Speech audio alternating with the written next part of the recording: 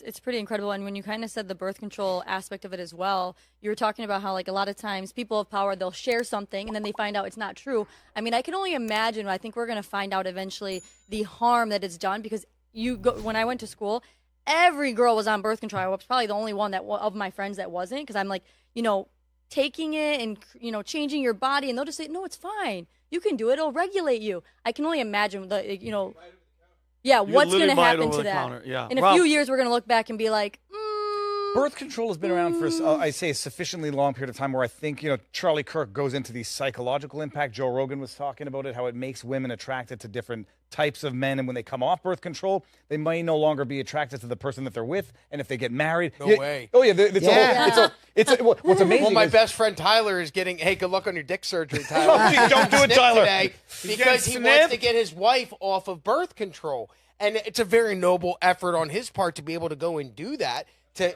But I can't imagine, because Rob, we're at 10 for women without birth control. Well, which way did it go? I forget. Whoever remember this? Was it a woman was attracted to when she's on the pill is attracted to more effeminate men, and then when she comes off the pill is that attracted makes to sense. more... He's a total puss, so that is why she's attracted to him. That totally makes sense. But I can't imagine the actual hormones that it when we use protection, we're just using a device that we put on our device.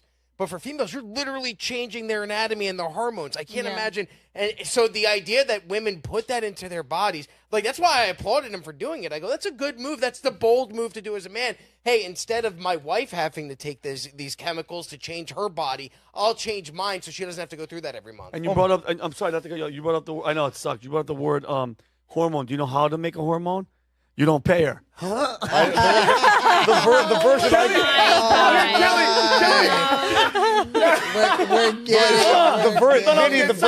We're I was waiting. I'm like, how do you? No, the version that I knew from the Blanche Knott's Dirty Joke book was you put sand in her Vaseline. But that Okay, was but Viva, I love where you're going with this, because you can look at it like on the health implications, society, economics, and everything. But I think the biggest turning point of what in Western civilization, like if I could pinpoint one of the biggest turning points, it was when anti-contraceptive drugs were invented, because that changed the power structure of society. Like men and women were equally in control, and then you gave them a superpower to be absolutely in control of one thing. Careers started getting longer. They joined the workforce.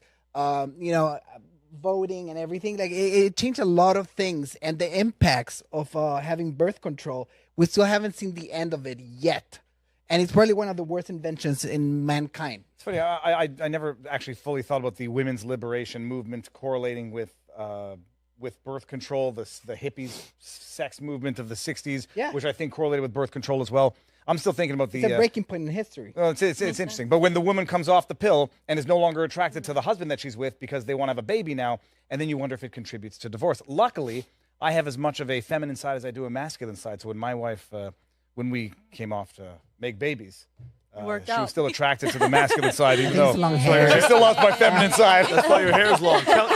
Kelly. Yeah, Kelly, were you going to say something? The reason I started birth control a couple years ago is because I was diagnosed with PCOS. So my body makes too much. What's PCOS? Polycystic ovarian syndrome. So I have, it's called like a string of pearls. I have tiny little cysts on one of my ovaries. And so the doctor told me that if I take my body makes too much testosterone and I need to take estrogen. So that's why I had started the pill, but my brain was so clouded all the time. And I feel like I was less emotional because I was taking it but I felt so clouded and I felt not like myself. And I was like super unmotivated, depressed all the time. Like it not that much, but it was different. So I finally stopped taking it. I think, a year or 2 years ago, and you feel better. And I feel a lot better. I still have the pearls? Pain sometimes, yeah. So it's supposed to help them stop getting bigger, and they're not getting bigger right now. Oh, perfect. But it was so crazy to feel the difference about the way I interacted with people and the way my brain worked versus how it is now and how much clearer everything is now. And I wouldn't trade it for anything, and it was so weird because I didn't understand that until I started talking about it and reading more about it, and I was like, oh wow, like I'm just like so docile and complacent and so like just way too chill. I'm anti birth control. Yeah, I appreciate you sharing that. And I just had a friend who's been on it for years, and similarly, she's like, I can actually feel like I have emotions again. She's like, I felt like just like I would wake up, I was groggy, I just didn't care about things as much, and it changed. Now she's been off for about like a few months, and she said she can drastically feel like she's more emotional. There's a weird. You said it earlier today. God made me the way He did, so I don't need any more ingredients. And I love that. And I'm not trying to minimize birth control, but I took antidepressants for a very short time. And the reason I stopped was because I felt this weird thing when I was doing stand-up where I was present, but I could watch me. Oh, like, it was me watching me, and I went, this is odd. And I went to my therapist. I said, something's off here. And she goes, stop taking them immediately. But I felt the similar way that you felt, where I was cloudy. I didn't feel like any type of emotion whatsoever. And then that weird watching yourself feeling was enough for me to go, this doesn't work for me. What does? And then it was meditation. And I know you can't cure a period or menstrual syndromes with your mind, but it was, for me, it was meditation. You're just not trying hard enough, Rob. Well, you'd be surprised how the body has, my grandmother always says, the body has a remarkable propensity to heal itself.